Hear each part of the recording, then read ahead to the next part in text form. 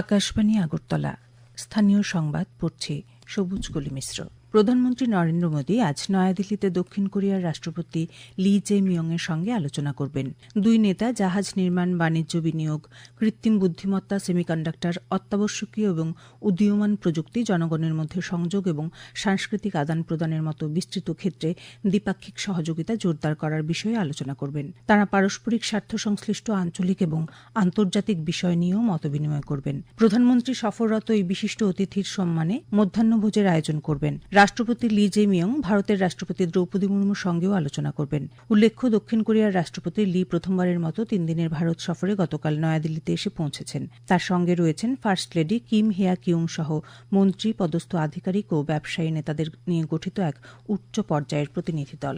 গর্ব ও স্বীকৃতির এক উজ্জ্বল মুহূর্তে ত্রিপুরা জাতীয় স্তরের চিন্তন শিবিরে আইইসি-সিবি কার্যক্রমে শীর্ষ রাজ্য বিভাগে অধীনে সেরা পারফর্মিং রাজ্য হিসেবে সম্মানিত হয়েছে। আইইসি-সিবি কার্যক্রমে শীর্ষস্থান অর্জনের জন্য এই পুরস্কার প্রদান করা হয়। সম্প্রতি মহারাষ্ট্রের পুনেতে এক অনুষ্ঠানে ন্যাশনাল হেলথ অথরিটি এই পুরস্কারটি প্রদান করে। এই মর্যাদাপূর্ণ স্বীকৃতি ত্রিপুরার তথ্য, শিক্ষা ও যোগাযোগ এবং সক্ষমতা বৃদ্ধির উদ্যোগকে আরও শক্তিশালী করার ধারাবাহিক প্রয়াসকে তুলে ধরে। এই সাফল্য ভবিষ্যতে স্বাস্থ্য পরিষেবা ব্যবস্থাকে আরও শক্তিশালী করার জন্য নতুন উদ্ভাবন ও নিষ্ঠাকে অনুপ্রাণিত করবে। আয়ুষ্মান ভারত ডিজিটাল মিশনের পক্ষ থেকে গতকাল এই সংবাদ জানানো হয়েছে।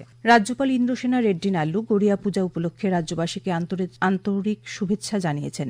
এক বার্তায় রাজ্যপাল বলেন, গড়িয়া পূজা ত্রিপুরার অন্যতম প্রধান উৎসব। ভগবান গড়িয়াকে গৃহস্থালীর এক কল্যাণময় সত্তা হিসেবে গণ্য করা হয়। গড়িয়া ভক্তি ও সমৃদ্ধির প্রতীক। এই উৎসব রাজ্যের জনগণের মাঝে আনন্দ, সুখ, ভালোবাসা এবং ভ্রাতৃত্ববোধ বয়ে আনুক, এই প্রত্যাশা করেন রাজ্যপাল। কেন্দ্রীয় গ্রাম উন্নয়ন মন্ত্রী শিবরাজ সিং চৌহান বলেছেন, এমজিএন রেগা প্রকল্পে শ্রমিকদের সময়মতো কাজের যোগান দেওয়া এবং দ্রুত মজুরি প্রদান করাই সরকারের সর্বোচ্চ অগ্রাধিকার। মহাত্মা গান্ধী জাতীয় গ্রামীণ কর্মসংস্থান নিশ্চয়তা আইনের বাস্তবায়ন পর্যালোচনা করার জন্য রাজ্য ও কেন্দ্রশাসিত অঞ্চলগুলির গ্রাম উন্নয়ন মন্ত্রীদের সঙ্গে গতকাল ভার্চুয়ালি বৈঠকে তিনি কথা বলেন।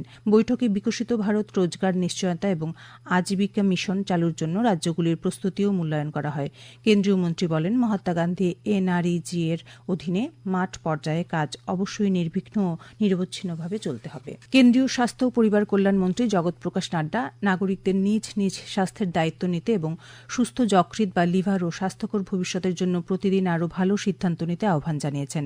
গতকাল বিশ্ব যকৃৎ দিবসে সামাজিক মাধ্যমে শ্রী নাড্ডা বলেছেন, সুস্থ জীবনের চাবিকাঠি হল সুস্থ যকৃৎ।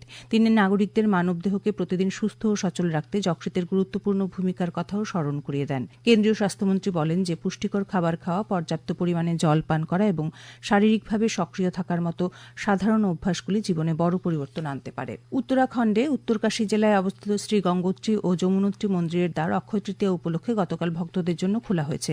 গঙ্গোত্রী মন্দিরের দ্বার দুপুর 12:15 এবং যমুনোত্রী মন্দিরের দ্বার দুপুর 12:35 খোলা হয়েছে। উল্লেখ্য, রাজ্যেও গতকাল 4 ধাম যাত্রা আনুষ্ঠানিকভাবে শুরু হয়। জনজীবনে শান্তি ও নিরাপত্তা বজায় রাখার লক্ষ্যে পশ্চিম ত্রিপুরার জেলাশাসকের বিজ্ঞপ্তিতে সদর ও মোহনপুর মহকুমার ভারত বাংলাদেশ সীমান্তের 500 মিটার এলাকায় রাত 8টা থেকে পরের দিন ভোর 5টা পর্যন্ত সময়ে সাধারণ মানুষের চলাচলের উপর কিছু বিধিনিষেধ আরোপ করা হয়েছে। ভারতীয় নাগরিক সুরক্ষা সংহিতা 2023-এর 163 নং ধারা অনুযায়ী এই বিধিনিষেধ আরোপ করা হয়েছে।